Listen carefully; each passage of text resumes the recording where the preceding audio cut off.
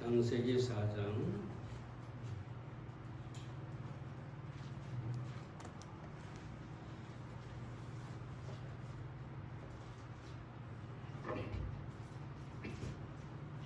8절부터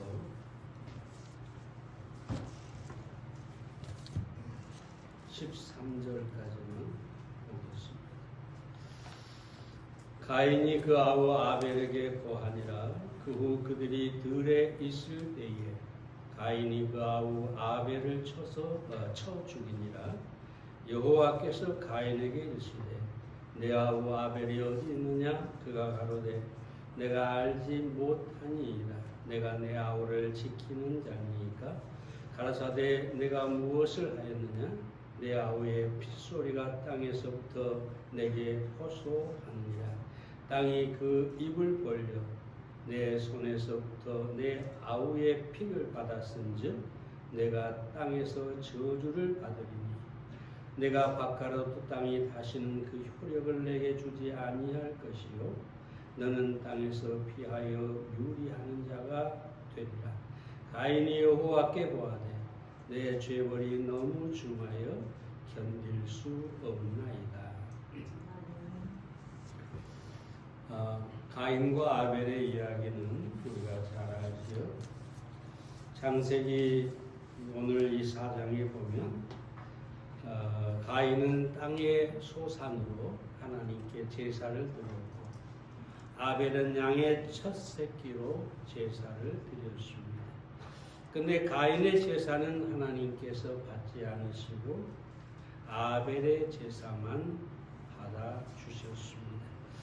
그때 이 가인은 분노해서 또 질투해서 자기 동생 아벨을 죽여버리고 만 것을 보게 됩니다. 그 이후에 가인에 대해서 저희가 몇 가지 살펴보도록 하겠습니다. 첫째로 가인은 회개하지 않았습니다. 5절 말씀을 봅니다. 가인의 제사는 연락치 아니한지라. 이 본문에 연락치 않으셨다라는 말은 쳐다보지도 않으셨다. 다시 말하면 땅의 소산으로 제사를 드린 그 제사를 하나님께서 관심이 전혀 없었다는 것입니다. 아예 그 제사를 무시하시고 무가치하게 여기셨다는 것이죠. 오늘날도 마찬가지입니다. 하나님께 많은 사람들이 예배를 드리고 뭔가를 드리죠. 근데 하나님께서 연락하시는 예배, 그런 제사가 돼야지 하나님께서 무시하시고 전혀 관심이 없는 그런 제사는 드리지 않아야 합니다. 구원받지 않고 참 마음으로 예배 드리지 않으면 수억 그 이상의 것을 하나님께 드린다 해도 하나님은 전혀 관심이 없으십니다. 그러나 동전 2개를 드린 과부와 같이 온 마음으로 하나님을 예배하고 하나님께 드리는 그런 예배, 그런 제사는 하나님이 기뻐 받으시고 깊은 관심을 가지고 귀하게 여기신다는 사실을 알아야 하겠습니다. 근데 이 가인의 문제는 뭐냐 하면 하나님께서 제사를 연락하지 않으셨을 때 왜 연락하지 않았을까? 왜 받지 않으셨을까? 왜 내 제사를 하나님 무시하셨을까? 깊이 생각하고 자신의 제사가 잘못됐다는 것을 알고 하나님 앞에 회개해야 마땅한 것입니다. 그런데 이 아벨은 그 죄에 대해서 전혀 깨닫지를 못합니다. 자신은 아주 잘했고 떳떳하고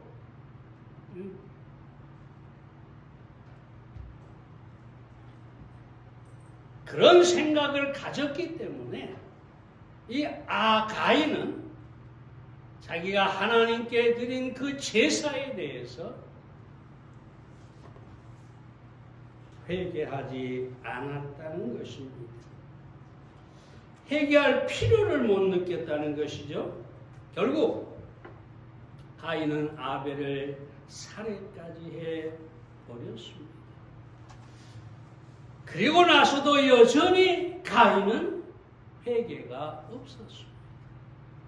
동생을 죽여놓고 그 죄책감으로 그 애통함으로 하나님께 회개해야 마땅하는데 전혀 회개가 없는 것을 보게 됩니다.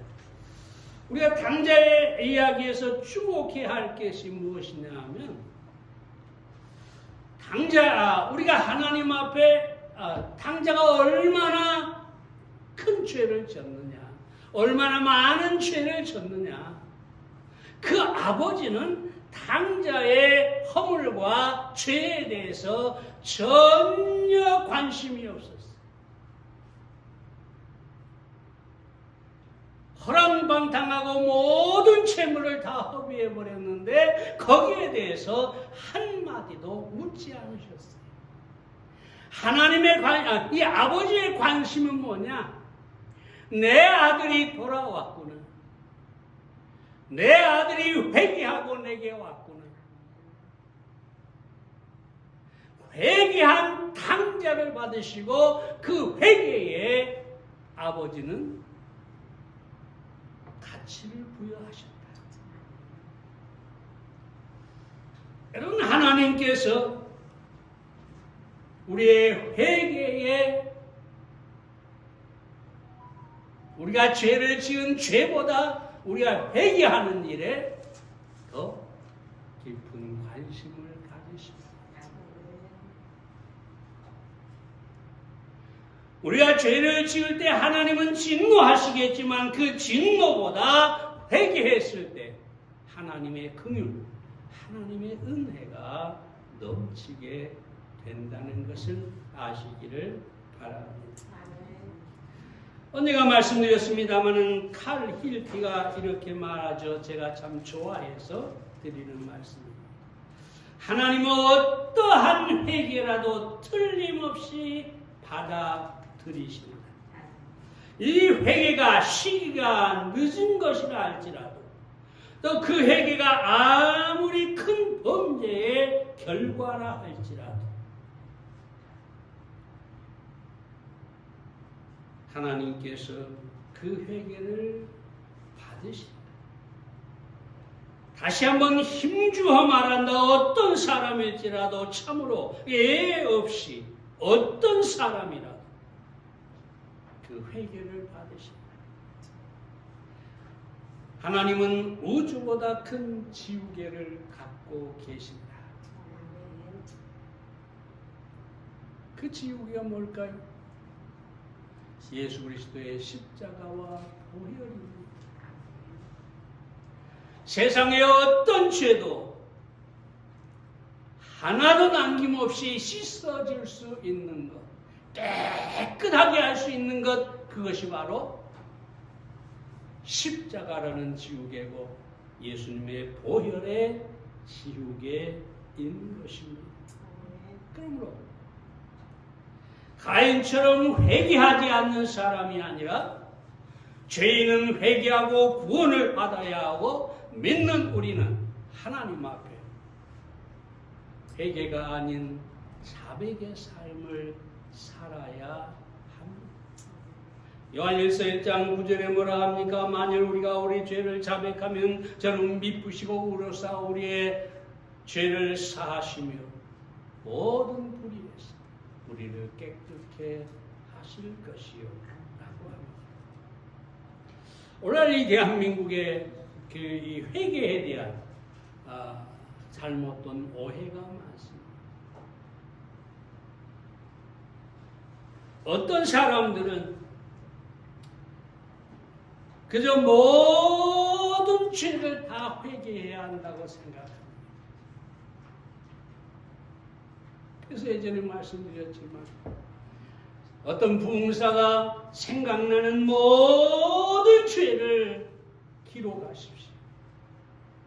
그래서 종이에다가 모든 죄를 기록하고 나면 그것을 불에 태우십시오.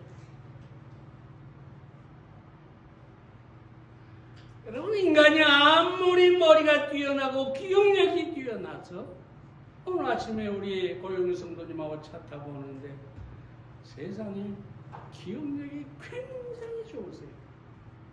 깜짝 놀랐어요. 근데 인간이 아무리 기억력이 좋아도 모든 죄를 다 기록할 수 없고 기억할 수 없고 그 죄를 다 회개할 수가 없는 것입니다. 그래서 회개는 하나하나의 죄를 자백하고 용서를 구하는 것이 회개가 아니라 하나님을 떠나서 살다가 하나님께로 돌아오는 것. 그래서 예수 그리스도를 자신의 구주로 영접하는 것, 이것이 바로 회개라고 할 수가 있습니다. 사랑하는 여러분, 우리는 정말로 하나님 앞에 회개한 사람들이기를 바랍니다. 하나님을 떠나 살다가 우리가 하나님께 돌아왔다면 우리는 탕자처럼 회개한 사람들입니다. 뿐만 아니라 우리는 우리의 생활 속에서 늘 죄를 범하게 되는데 그 죄에 대해서는 회개가 아니라 그때마다 자백하며 하나님께서 우리의 모든 죄를 사해 주신다는 사실을 아시기를 바랍니다. 두 번째로 가인은 자기의 분노를 조절하지 못했습니다. 5절 말씀 봅니다. 안색이 변하여.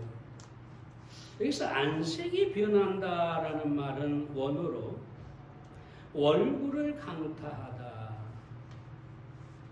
다시 말하면 극심한 분노와 불만에 의해서 안면 근육이 경직이 되고 굳어지거나 그 얼굴이 붉어지는 것을 말하는 것입니다.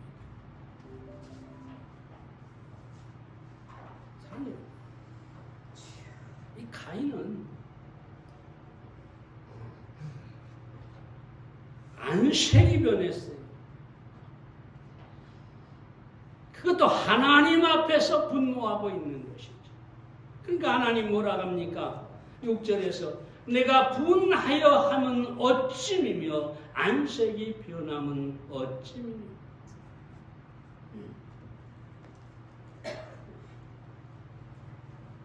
7절에 보면 내가 선을 행하며 어찌 낯을 들지 못하겠느냐. 선을 행치 아니하면 죄가 문에 엎드리느니라.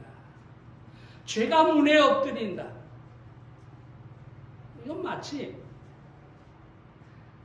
사자나 이런 곰이나 이런 맹수가 내가 문을 열고 나가기만 하면 삼키려고 거기에 웅크리고 있는 것과 똑같다는 것이지. 사랑하는 여러분, 우리가 여기서 배워야 할 교훈은 뭐냐 하면 분노가 죄를 불러오고 우리로 하여금 마귀에게 사로잡혀서 범죄케 한다는 사실입니다. 심리학자 칼 융이라는 사람이 그래서 이렇게 얘기합니다. 조급함이 마귀에게서 나오는 것이 아니라 조급함 자체가 마귀. 화가 나서 물불을 가리지 못하는 것, 이 자체가 마귀다라고 할 만큼 분노는 무서운 것입니다. 러시아가 보유하고 있는 아쿨라급 핵 잠수함이 있습니다. 이 아쿨라는 상어라는 말인데 세상에서 가장 큰 핵 잠수함이라고 합니다. 근데 이 잠수함이 북극해의 빙하 밑에 숨어 있기 때문에 미국의 위성으로도 그것을 찾아낼 수가 없다고 합니다. 이 잠수함의 선체가 워낙 두꺼워서 어뢰로도 침몰시킬 수가 없다고 합니다. 그런데 이런 잠수함이 여러 대가 있을 뿐만 아니라 엄청난 핵 미사일을 보유하고 있기 때문에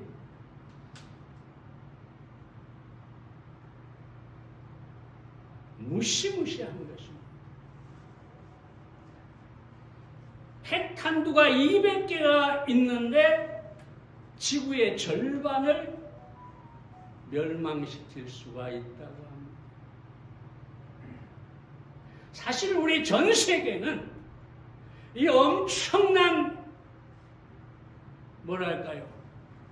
잠수함이 저 북극해 아래 그 얼음 밑에 웅크리고 있는 사람들은 그 사실을 알지 못합니다. 근데 분명히 말씀드린 것은 이런 엄청난 핵이 있다고 할지라도 핵은 사실은 무서운 게 아닙니다. 핵은 그대로 있으면 영원히 그대로 있는 겁니다. 그럼 뭐가 무서운 걸까요? 내가 이 얘기를 하려고 합니다. 요즘 푸틴이 끄떡하면 핵, 끄떡하면 핵공격 이런 얘기를 하잖아요.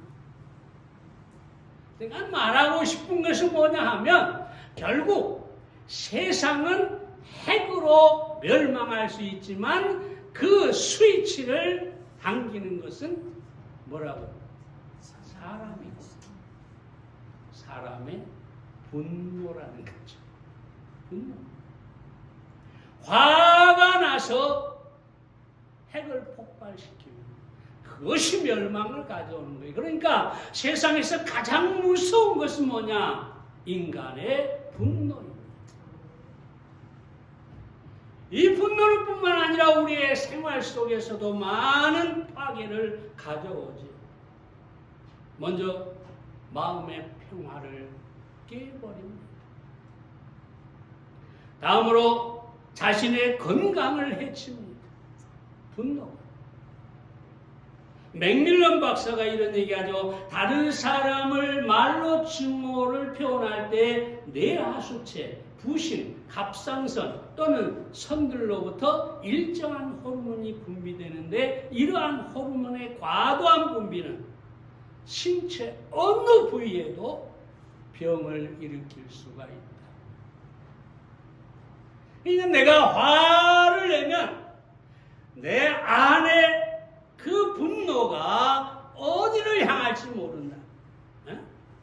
위장으로 갈지 간으로 갈지 심장으로 갈지 어디로 가든지 반드시 질병을 유발하게 됩니다. 건강을 파괴하는 것, 그것이 바로 분노입니다. 뿐만 아니라 인간관계를 깨뜨리는 것이죠. 세상에서 가장 고통스러운 것은 정말 사랑하고 정말 함께해야 할 인간관계가 깨지는 것입니다. 이게 무서운 거죠. 부부가 깨지고 부모와 자녀가 깨지고 세상의 모든 것을 가졌다 할지라도 이 관계가 깨진 사람은 결코 행복할 수 없습니다. 그래서 지난번에 말씀드렸죠. 화평을 최고의 가치로 삼으라. 뿐만 아니라 이 넷째로 이 분노는 살인을 저지를 수가 있어요. 미국의 살인의 60%가 분노 때문이라고 합니다. 화가 나서 하는 거예요. 여러분 요즘 데이트 폭력으로 연인을 죽이고 묻지마 이런 또 살인들이 일어나는 이게 다 뭘까요? 분노를 조절하지 못해서입니다. 그래서 이 분노는 이런 엄청난 죄를 가져올 수 있어요. 마지막으로 분노는 전염됩니다. 분노, 여러분 우리가 무슨 코로나라 무슨 이런 전염병만 전염이 되는 게 아니라 이 분노가 전염이 되는데 이 분노는 전염됐을 때 그 전염된 사람의 삶을 파괴하고 불행하게 만들어버리는 것입니다.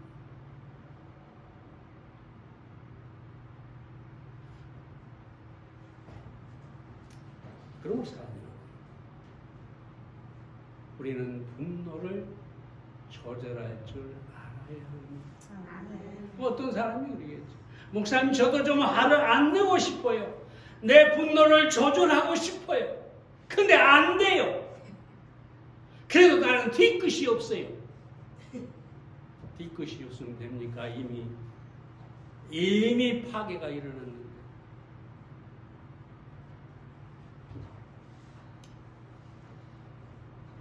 그래서 어떤 사람은 이렇게 얘기하죠. 토마스 제퍼슨이라는 사람은 미국의 대통령인데 화가 나면 무슨 말을 하기 전에 마음속으로 10가지 세라. 그래도 화가 가라앉지 않으면 100가지 세라. 그래도 안 되면 1000가지 세라. 근데 화가 나 있는데 속에서 물불 끓어오르는데 언제 하나 둘 셋 넷 세고 있습니까? 물론 그렇게 할 수 있다면 분노가 가라앉을 수도 있겠죠. 이 분노를 가라앉히는 조절하는 여러 가지 방법이 있겠지만 여러분 한 가지만 말씀을 드립니다. 우리에게는 성령이 계십니다. 내 안에서 나를 지배하고 내 감정을 컨트롤하고 그래서 내 마음에 화평을 주고 내 마음에 온유함을 주고 내게 사랑을 주고 그러므로 우리는 성령 충만해야만 합니다. 여러분이 늘 생활 속에서 성령 충만하면 분명히 화가 날 상황인데도 화가 안 날 수도 있고 또 여러분이 화를 냈다가도 성령께 의지하고 기도하면 반드시 그 분노를 조절할 수 있게 되는 것입니다. 그러므로 다른 게 필요 없어요. 어떤 원리, 어떤 방법, 사실 필요 없어요. 우리가 가진 것은 가장 강력한 힘, 성령을 가지고 있습니다. 그러므로 우리는 이 성령으로 우리의 분노뿐만 아니라 모든 것을 다스릴 수가 있어야 하겠습니다. 세 번째로, 과인은 죄보다 형벌이 크다고 원망하고 있습니다. 13절 말씀을 봅니다. 가인이 여호와께 고하되 내 죄벌이 너무 중하여 견딜 수가 없나이다. 여기서 가인의 문제가 뭐냐 하면 내 죄보다 사실은 가인은 죄책감도 못 느끼고 있었지만 내 죄보다 벌이 너무 크다. 이런 감옥에 가서 한번 물어보세요. 억울하지 않는 사람 한 사람도 없어요. 왜? 나는 사실 잘못하지 않았는데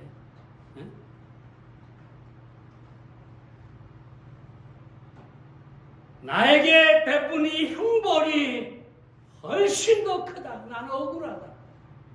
이런 사람이 많이 있다는 거예요. 보니까 어떤 사람이 남자가 여자를 막 패고 있으니까 고발을 했어요. 그래서 이 사람이 감옥에 갔어요. 나오자마자 바로 고발한 그 남자를 살해해버렸어요. 뭐가 그렇게 했을까요? 분노인데 나는 그저 뭐랄까요? 때릴만 해서 때렸는데 억울하게 옥살이를 했다는 거죠. 그래서 복수를 하겠다는 거죠. 아니요. 우리가 알아야 할 사실은 우리가 어떤 형벌을 받았을 때, 어떤 징계를 받았을 때, 그저 억울하다, 하나님을 원망하고 왜 나만 갖고 이러느냐, 이렇게 자신이 얼마나 죄를 지었는지, 어떤 죄를 지었는지, 내가 이 벌을 받아 마땅하다라는 생각은 전혀 하지 않는 그런 사람이 되지 말고 형벌보다 여러분의 죄에 대해서 집중하게 되면 여러분 그런 사람은 어떻게 될까요? 하나님의 용서를 구하고 하나님의 긍휼을 구하고 설사 감옥에 간다 할지라도 감옥 생활 내내 하나님께 은혜를 구하며 긍휼을 구하며 자기 죄를 정말 자백하고 용서를 구하게 될 것입니다. 이런 사람은 절대로 죄가 그 문 앞에 웅크릴 수가 없죠. 다시 말하면 또 다른 범죄를 행할 수가 없다는 것입니다. 그러므로 사랑하는 여러분, 항상 자기 자신이 지은 죄, 그 허물에 집중하시고 자기가 받은 어떤 형벌에 대해서 그저 하나님의 은혜를 구하는 여러분들이 되시기를 바랍니다. 기도하겠습니다.